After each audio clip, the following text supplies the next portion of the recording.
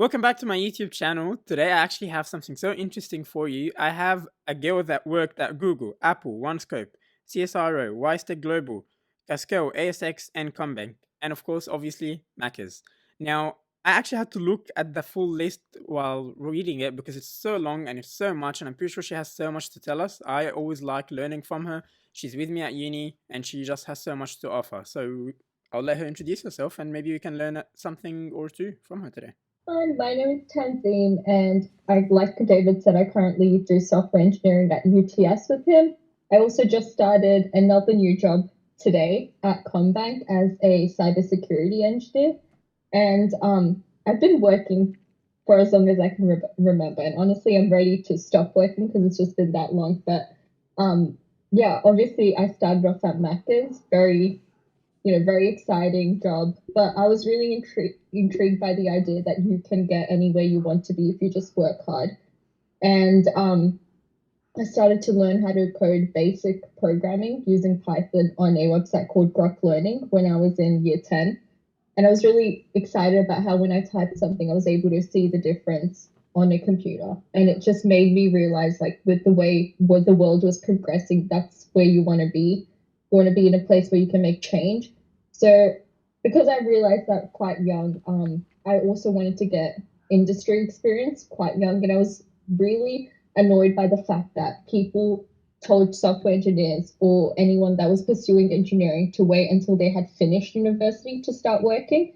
Like, it made me really angry. And especially, I went to a girls' school and engineering wasn't actually offered in my school. So I was just feeling all types of energy. And I was just like, why does it have to be like this? Because if dancers, musicians, everyone is allowed to pursue their dreams, Olympians or athletes at a young age, why is it that us engineers need to have to wait for a degree? Why do we have to, why do we have to wait until we're at a certain age to pursue that? So because it took me a really long time to find my internship at Google, I developed like a really small portfolio, and I basically stalked Google down and saw where they were having these events and rocked up at their front door and was like, please, you have to let me experience how software engineering is going to be like. Because if I don't get this experience now, I'm going to suffer later on with the subjects I choose for HSC. Because if I'm not doing something that aligns with what I want to do in uni, I just would have felt like I was wasting time. So I didn't waste a single second. It took about 8 months to secure that internship. I had applied in over 100 places as a 15-year-old. So obviously, they were quite shocked. They were like, what the hell is she doing? But I made it in the end. And that just has, I guess, opened up so many opportunities for me. So it's fair. Where I started. Do you want me to talk about what I've done since then, David? Yeah, of course. List everything. Tell people everything. Okay. So you're going to ask me questions, but I'll Yeah, just but keep you talking. seem like you have a lot to say right now. So say it, and then we'll go with the questions. Um, yeah, and then like because it took me such a long time, 8 months to find this internship at a young age, I was really dedicated to changing the education system, basically. And I went to this event at UNSW where they had money to fund developers, but they were just looking for ideas, basically. And I talked to this lady who heard the same story that I told you and the struggle I went through, and we both had like this incredible idea of having a tech platform for high school students to get work experience opportunities in IT, in the legal field, in the medical field, really open just so they can experience that before they go into uni. Because the dropout rate in Australia for university is so high. And I can imagine the same problem around the world. And it's because people don't actually get experience in where they want to work. They wait until they get to uni, third or fourth year out of their 4 year degree, and then they start working and they absolutely hate the job that they have to do. And it's like they've wasted so much money, so much time. And I was really dedicated to changing this cycle and shifting it more earlier. So if people try doing what they like I worked at Maccas, I knew I didn't want to be in the fast food industry. But if people can start doing that at a younger age, then they'd be more inclined to make better decisions in the future. So I was really interested about that. My team was really interested with that idea. So we basically coded a tech platform that would allow companies to sponsor students. So kind of like Google for opportunities, I guess, for younger students. And I worked on that for 2 years while I was studying and doing my HSC. And then at the end, like in the Was all of middle this of before school? Was all of this in the before mid, uni? Yeah.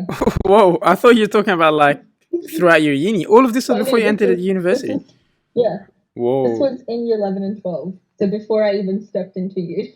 wow, keep going. So then I worked on that, and we got a lot of funding from overseas. So we ended up securing a $3 million fund with the overseas investor on our product, and it just gave us the money to invest, I guess, in time. So I was doing a lot of the student engagement stuff back then because I didn't really have time to be down low level coding this whole platform because I was at school 9 to 3, and then I'd be studying from like 3 to 8. So dedicated my Sundays to it, and throughout the week I just had meetings with all these companies, getting them to, getting them to sign up to our platform and allowing that work experience opportunity to be there, because the internship I did when I was 15 at Google was not actually advertised, something that I had to really work hard to get.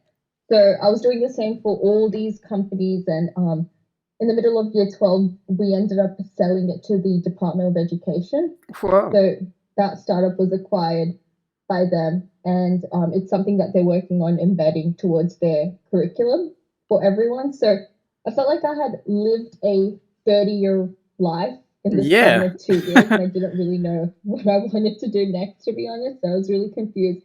But I always knew I wanted to do engineering and software engineering. So I had applied for all these scholarships, and I was really interested in the UNSW scholarship because it's all I talked about, all the people around me talked about, and it's everyone that, when they think about university, they always think about the best university. No one ever tells you about what uni is going to be best for Yeah. you. It's like, yeah, I can go to Harvard, you can go Stanford, Dave, you can go anywhere you want to be, but will those choices be right for you? Wow. And I stepped into UNSW because that's what I wanted, right? That's what I wanted for 3 years. I went there for 1 week and I I absolutely never knew hated that. it. Not because yeah, well, you learn something. Yeah, that's because we met in like second year. Yeah. But I went to UNSW and absolutely hated it. Like the environment was, I mean, I'm not saying people that go there should Yeah, hate it, yeah. but I'm just saying for my personality, because, me and you, David, were the kind of people that really want to explore things, do a lot Yeah, of what we definitely. want, and we can't be like restricted and rigid with our opportunities because we'll feel suffocated. We'll feel like we're not doing what we can. So I kind of felt like that. I was signing up to a 4-year degree at UNSW, and it was a scholarship as well, which means I couldn't leave. I had to work in these certain companies, and the companies weren't as exciting as what I had already Worked it. worked at. Like I was working at Google, I had started this worked at this startup. So I felt like there was just a whole world of opportunities there, and I declined the offer, and I went to explore my options like I should have by the time that I finished HSC. But UTS was a really good option for me because it was versatile. It allowed me to be really flexible with my classes, and at that time I had just gotten an offer at Apple. So I was the youngest technical specialist to be hired at Apple in the whole Australia, and that was a really big thing for me Wow. not to turn Yeah. down. And going to UNSW with me, that I would have to turn. And I was so excited about working at Apple. It's something that I always imagined, dreamt of, and I never thought I would get there at a young age. So for me, it was really important that I pursued that career path rather than just sticking into a degree. So in the last 4 years at uni, I've just done a lot of internships, and I've just kind of found what I like to do and explored every single aspect in the corporate industry. Yeah, now I know that the niche that I want to focus on is cybersecurity and financial crime. I feel like as Australia as a country, we're actually really financially illiterate, and we're also really technologically I think so too. illiterate. Like nobody Especially when it comes to nobody over here cybersecurity. understands exactly. Like I still see so many people falling for those phishing Yeah. links where it's like Yeah. win $1 million, Yeah, I and think just yeah. the infrastructure here is just terrible. So I think I see it as a growing um industry, and basically if we were to, God forbid, have a war in the next 5 or 10 years or 20 years, it will be a cyber war. It won't be anything to do with in the nuclear industry, but it will be massive on the cyber attack. So it's a really interesting space to be in and to acquire those skills. I think everyone talks about programming so much now, and it's kind of become saturated because there's so many developers in the world, and there will always be someone more skilled than you Yeah, definitely. over in a developing country like India, or which is where I come from, by the way. Like, I can tell you, my family in India is so much better than I'll ever be programming, but it's what we can do here and what skills can we acquire that not many people are looking into. So yeah, that's kind of what I've done in the last 6 years, David. Wow, you've done much more than people who are like 30 years old and they are engineers. Like that's already so much, That's and we didn't probably even more. get to. Yeah, that's heaps. But I want to ask. So you tried so hard to like get into engineering, and you fought so hard to get into engineering and get into work experience in engineering specifically. At the end, was it worth it? And did you have sort of expectations that were met, or was it not worth it at the end? I think it was worth it in the sense that I got to meet incredible people like you and Thank expand my network. If you're talking about the university aspect, I definitely think a lot of the skills, like we've already talked about this, you can learn about it on the, like, not even on the job, you can learn about it through YouTube. If you have you. a YouTube, this is going to be on YouTube. Your YouTube channel Yeah. focuses on teaching those niches. And I think there's so much on-demand content out there in terms of a degree. I don't recommend it because it's not wasting your time, but there are more options that we can look at.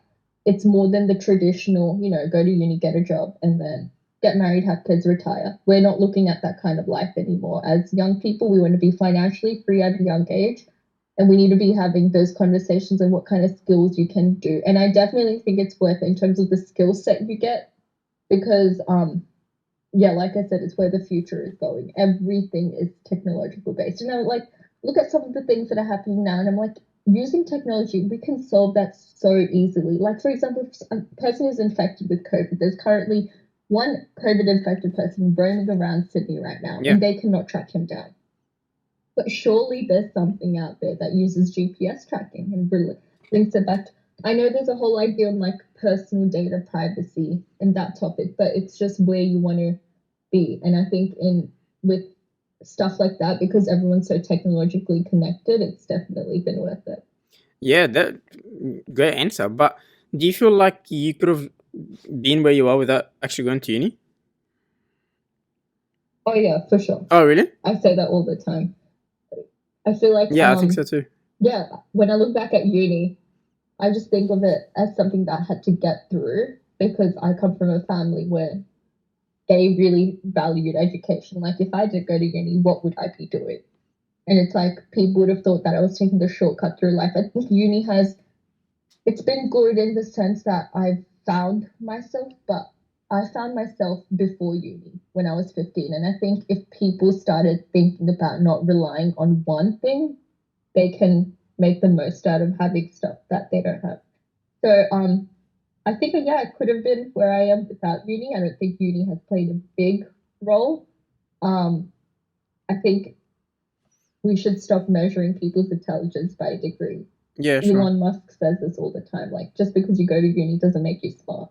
True. At all. But what do you think those companies that you worked on would have thought of you if you didn't have a uni degree? Like, how can you actually that's a good question, David. Yeah, how can you go to one of those companies and be like, I don't have a degree, but I have the skill set? Like, how do you actually go to them and do that if you don't have uni to back you up? There's so many ways to do that. At the end of the day, a lot of these tech companies, they don't actually look at your degree. They put you through a programming course and they see how well you can code, right? And you don't learn how to code at uni. It's like, how do you learn how to code in literally like 4 years? Even though you do all these subjects. And the way uni works is you don't just have like, how many subjects are we doing? We're doing 4 for 5 years. Yeah. 20 subjects on where we just learn how to code. We have all these project management, BRM, business requirements, all of this. So if you actually go out of your way, do a lot of, Udemy courses, learn how to code on YouTube, make your own small projects, make your own websites, like what you're doing now, David. I think that's taught you more than what uni has. It definitely did. I'm saying this as someone that's reflecting on like how you were like when you were just closed off into doing well in uni. Yeah, remember me in first year uni? Part-time job. But then when you... Pardon? I was just saying, do you remember how I was in first year uni? I couldn't write like one line of code. Like, if my life depended on Exactly. it. Like I Yeah. couldn't do anything. Yeah. And and it's not like you weren't at uni. You were literally at uni. Yeah, You were doing the work, but you weren't doing anything after that. And I think that's the true learning. And a lot of tech companies actually recognize that. And a lot of people that do end up in top roles is because they've taken the time out to learn these skills, perfected them in their own time, developed an e-portfolio or have a website with all their projects, freelance for a while, and then have gotten the job. I think that's the new algorithm we should be teaching to land a role. It's not going to uni, it's getting that practical experience, and which is why I've been always advocating for experience, because if you don't try out things, you don't know what you don't know. You can be at uni for like 10 years, but I swear you will not learn anything because you're not trying it. You might be reading books, you might be doing some small assignments, but you're not going to learn that much. do you think this is just tailored for engineering, or should it be for any degree as well? I think engineering and finance and commerce, this definitely applies. Anything to do with the medical fields or people, do not recommend going out by yourself as a I hope so. Yeah. non-practicing psychologist trying to solve people problems or try to be a fake doctor or a lawyer. No, the system isn't cut out to learn those skills on demand. But finance, empowering yourself financially, and engineering, I definitely recommend this. Totally. I mean, that also reminds me, like, David, do you ever wonder why people don't teach us about financial freedom at school? Like, I swear didn't even know about I what that didn't whole even know world what was that until like a was. couple of years ago. Yeah, same. I had Yeah. no idea about it. Like, I think when I was at school, like the whole picture that was given to me is that like I'm just gonna always have to work for the next month. The idea that at some stage you can be financially free or you won't have to worry about what you're buying as much or something like that was never in mind. Yeah, Like that exactly. wasn't something that I knew about until I finished school.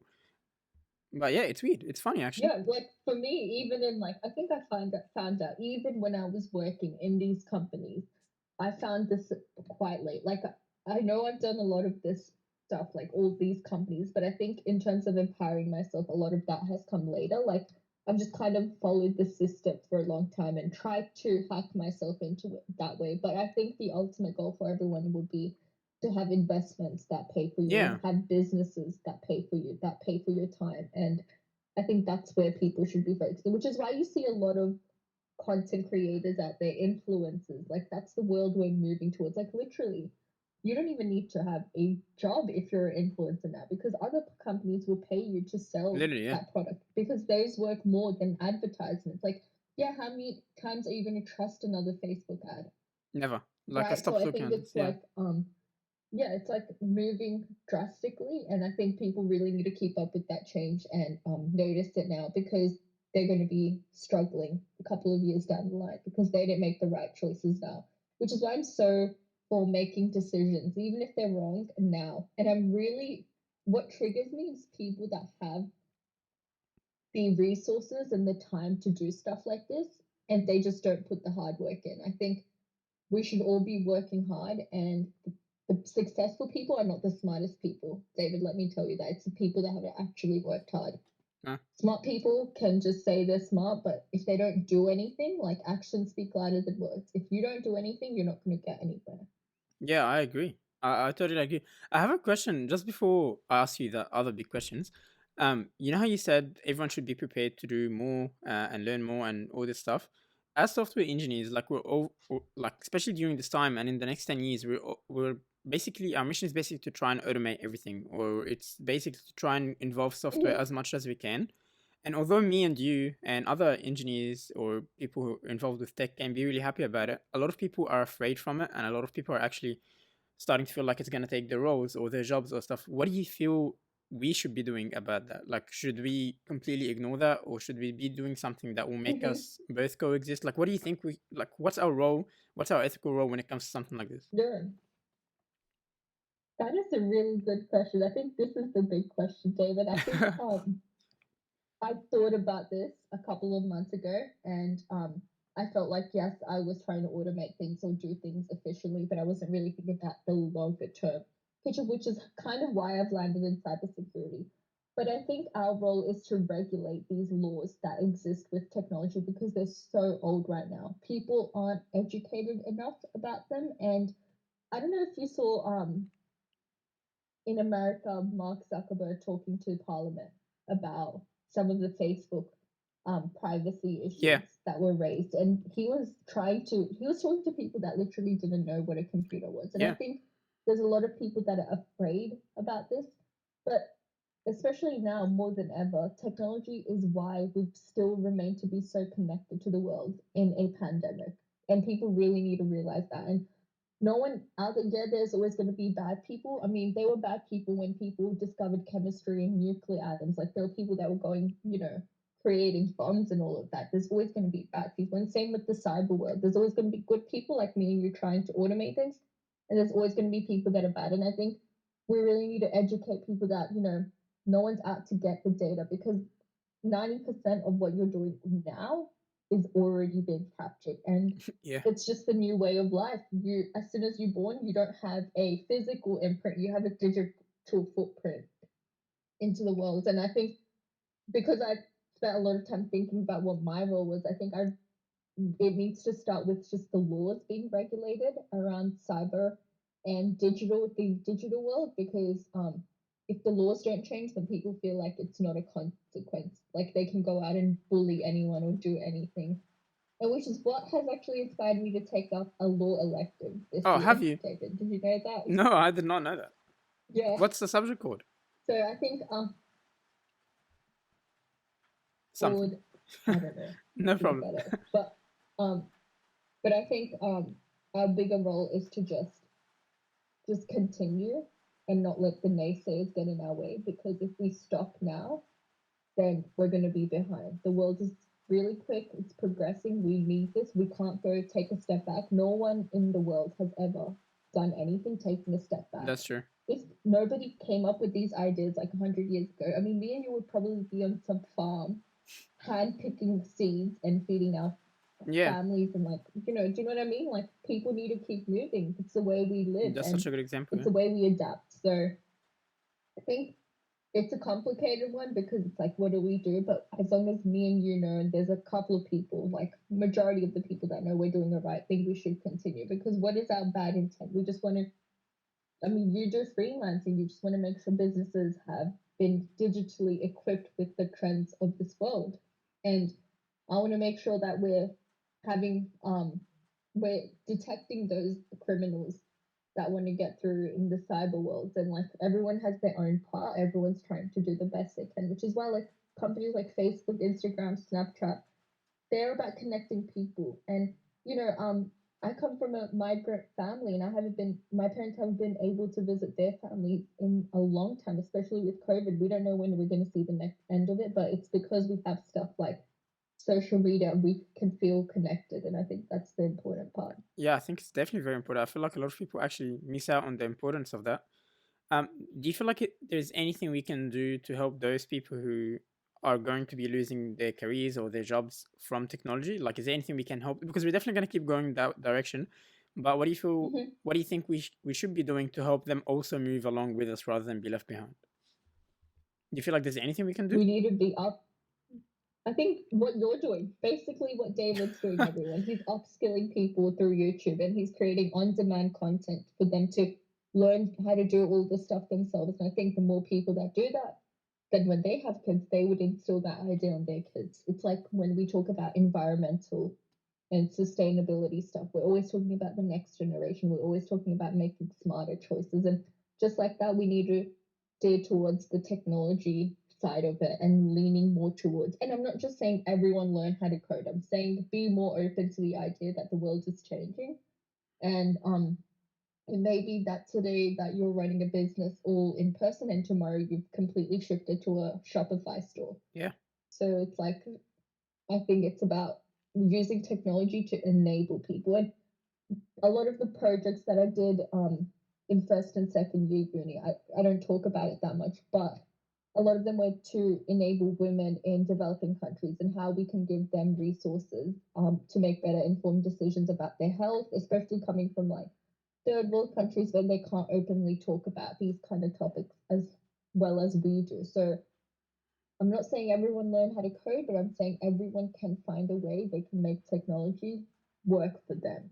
Whether it's, I mean, we'll still need farmers growing Yeah, produce definitely. and all that, but what can they do to connect to the world? Maybe it's an app that they use to track.